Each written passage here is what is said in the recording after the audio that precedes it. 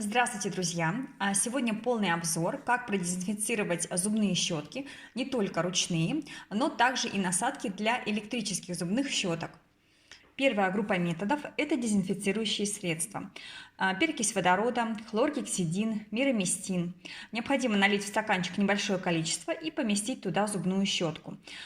Если же у вас насадка от электрической зубной щетки, то помещаем ее полностью, потому что внутри вот здесь вот в проходах образуется очень много бактерий, потому что насадки не очень быстро просыхают. Позже я вам еще покажу один классный прием с электрическими зубными щетками. Выдерживать в растворе нужно минут 10-15, затем прополоскать и можно пользоваться.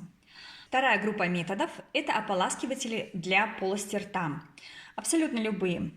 Таким же образом наливаем небольшое количество в стаканчик, погружаем в зубную щетку, выдерживаем минут 10-15, споласкиваем и можно пользоваться. Третья группа методов – это кислоты. Обычный столовый 5% уксус, либо лимонная кислота. Чайная ложка на полстакана горячей воды. Растворяем, погружаем в зубные щетки минут 10-15. Четвертая группа методов – щелочи. Это обычная сода. Берем чайную ложку на полстакана горячей воды, растворяем, опускаем туда щетки и дезинфицируем. Пятая группа методов – это ультрадезинфекция. К ним относится ультразвуковая дезинфекция и также ультрафиолет. В отличие от предыдущих 4, которые обычно осуществляются раз в неделю, ультрадезинфекцию можно применять каждый день. Есть очень много различных приборчиков, от бюджетных до более дорогих. Обращайте внимание, чтобы ультрафиолет был обязательно с длиной волн спектра С. Именно такая длина волн удаляет бактерии с поверхности щетки. Кроме того, есть приборчики с дополнительной функцией просушки щетки. Чем быстрее щетка высыхает, тем меньше образуются на ней бактерии. Кому интересно, некоторые ссылочки я размещу под видео. Как же хранить щетки? Очень важно, чтобы они были в открытом положении и легко, быстро высыхали. Не нужно на них одевать никакие специальные футлярчики, колпачки. Если вы храните насадки для электрической зубной щетки в специальном футляре, то он должен быть открыт. Если у вас обычные зубные щетки, то обязательно храните в стаканчике, подальше друг от дружки, чтобы находились щетки, и обязательно в шкафчике. Если же стакан с зубными щетками вы будете ставить на раковину, которая, как правило, расположена рядом с унитазом, и, как известно, мало кто вообще закрывает крышку унитаза перед тем, как смыть, то тогда все содержимое унитаза окажется у вас на щетке, а затем во рту. И если у вас уже есть какие-то воспалительные процессы в полости рта, то очень внимательно стоит отнестись к дезинфекции зубных щеток.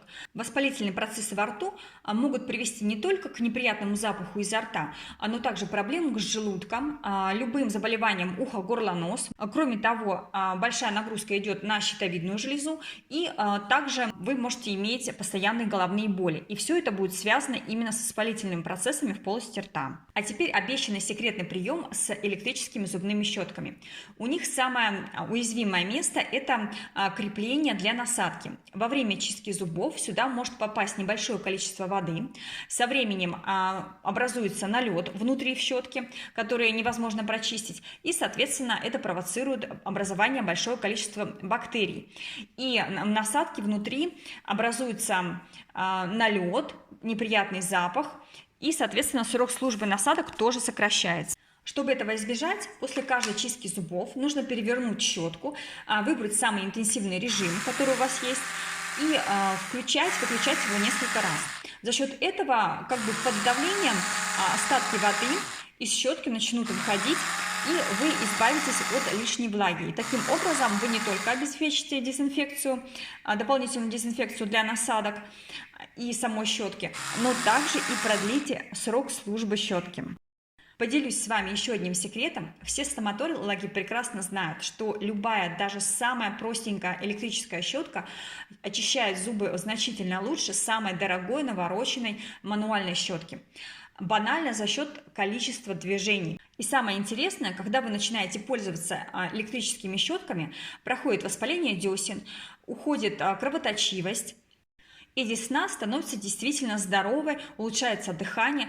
Друзья, кому интересно, я оставлю несколько ссылочек на бюджетные варианты таких щеток и также мой вариант. Также очень важный момент – это состояние ванной комнаты. Если у вас повышенная влажность, шторка с плесенью, на стенах тоже прослеживается плесень, то зубные щетки тоже у вас будут содержать большее количество бактерий. Как отстирать шторку, как избавиться от плесени в ванной, у меня есть 2 очень хороших коротеньких видео. Кому интересно, вся информация будет под данным роликом. Делитесь своими впечатлениями от видео, ставьте лайки, дизлайки, комментируйте, подписывайтесь на канал. А я на этом с вами прощаюсь и до новых встреч!